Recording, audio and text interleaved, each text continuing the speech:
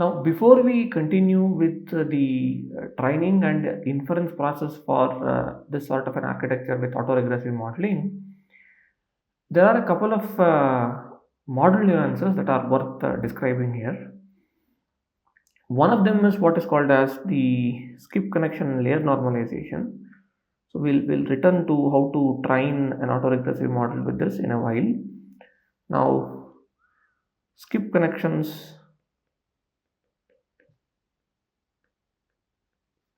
or rather skipped connections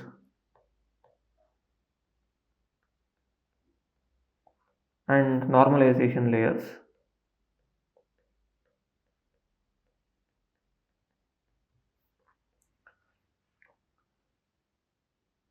What is done typically is that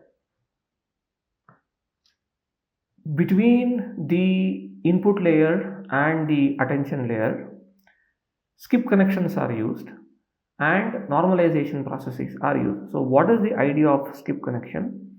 Now let's say that there is some input of this sort, and let's say that there is some function f of x that is getting operated on this. Now at the output of this we have f of x. The idea of skip connections is to have a bypass of this sort and make the output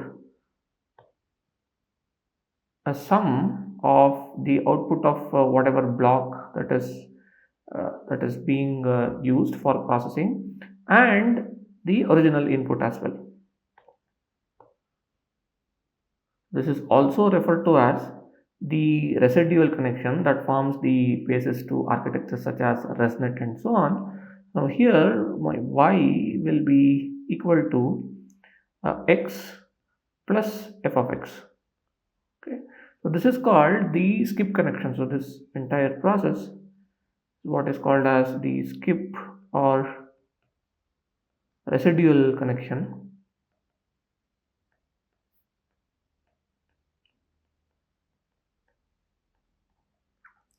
The idea here is to ensure that, suppose for some reason we don't want this operation f to be conducted for some particular features in the neural network.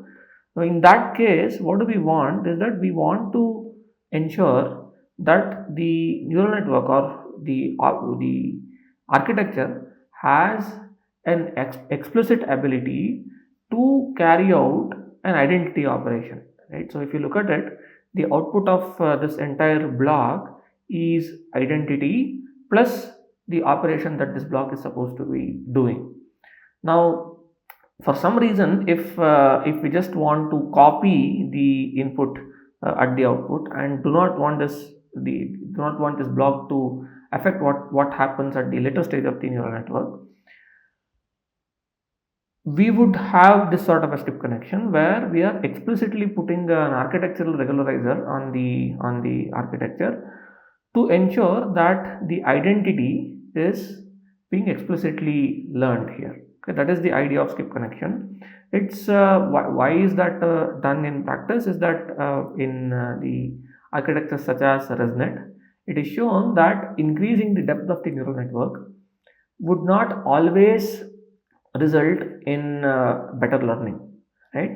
So increased depth may not lead to better learning. So sometimes increasing the depth is useful, sometimes it is not. So to ensure that while learning we will not overfit onto the data that is given, identity learning is also preserved via skip connection. So that is the idea of skip connection, and in a transformer based architecture, skip connections are used. Now this is about skip connection. There is also this thing called layer normalization.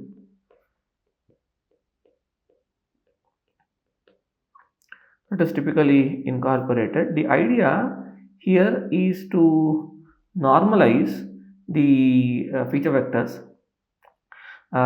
at each layer so that they have a predefined mean and variance. So how is it done? So given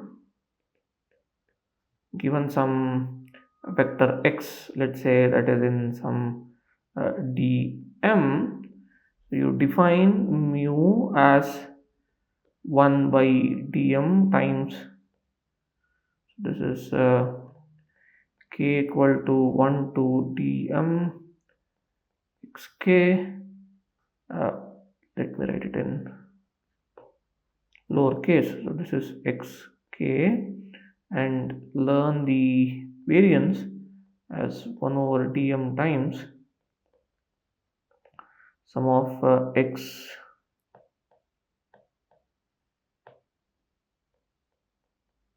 xk minus mu square. This is the typical definition of the mean and variance. So once we learn the mean and variance, layer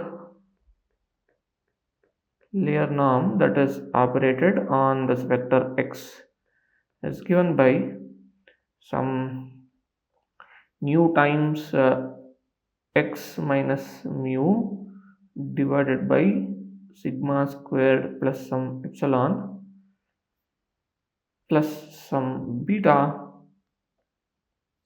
where epsilon is a small number, let's say this is some 0.01 or something.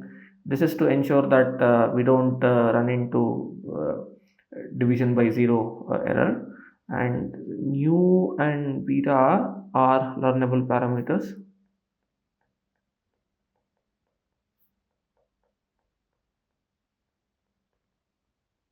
Okay, now observe what is being done here. The idea here is pretty simple, that we are ensuring that given a particular vector, we are ensuring that the vector is normalized so that it has zero mean and unit variance, right? I mean, what do you do here? Take the vector, compute the mean of the values across each dimension, compute the mean of the vector across by taking the sum and dividing it by the dimensions across the entire each dimensions, and compute the variance that way and normalize it.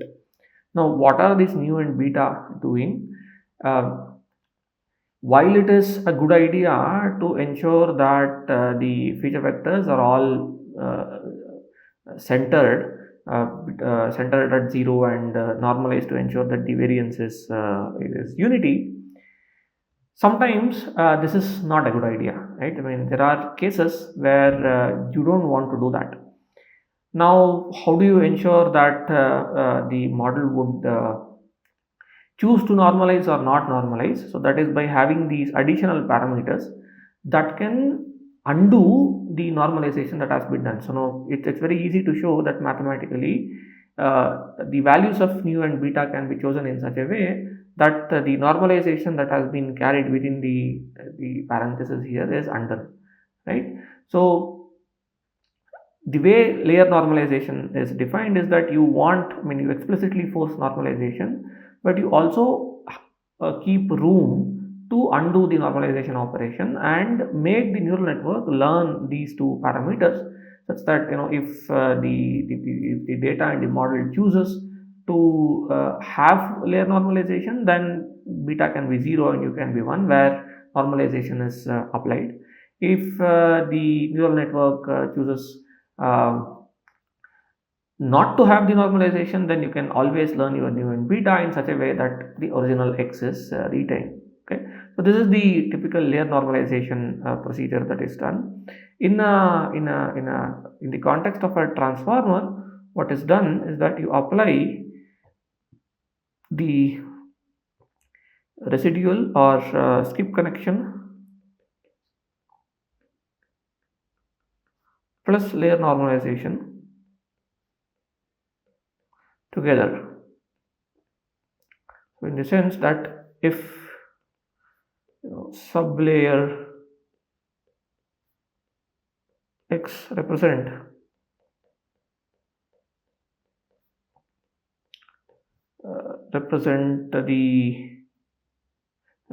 a block, right? Represent a block in the architecture.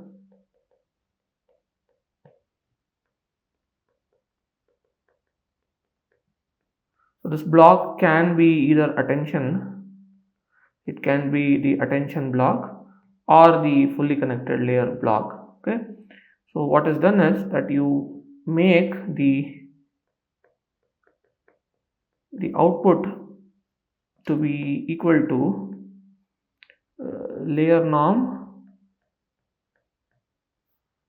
applied on the input vector plus the output of that particular sublayer.